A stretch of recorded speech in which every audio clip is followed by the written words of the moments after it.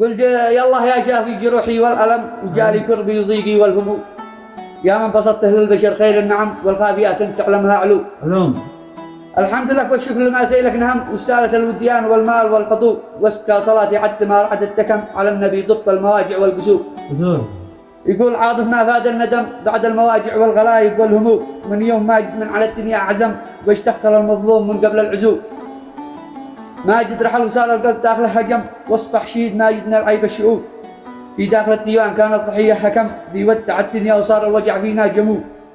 ونقم الحزن في قلوبنا كلا ومن عدم، الشيخ ماجد ذي عم الحزن كله عمو. والقصد ما هو بعاني لا عد شي سلم، القصد فتنه وصارت الفتنة من ظلوم.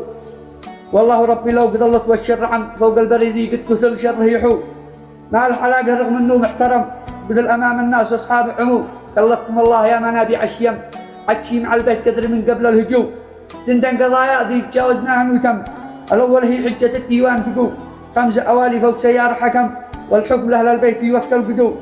أما من الدم البريء قلت 5 أوالي فوق سيارة حكم، والحكم لأهل البيت في وقت القدوم. يذبحوا ثورين فوق 4 غنم، وهجار تطيب النفس وأصحابه تدوم. أما من الدم البريء مقضاه دم، وبايحكم الحاكم وشرع الله يقوم. والنفس بالنفس إذا حل الأهم، والعدل بايعرف من هو باهر والشؤوم. وعظم الله أجرك يا عادل الأصم، أبو الشهيد وكافة أخوان عموم. ما أنتركك يا أبو الشهيد كلا ولا عدهم، لا بد ما يرحمه الله من خلف النجوم.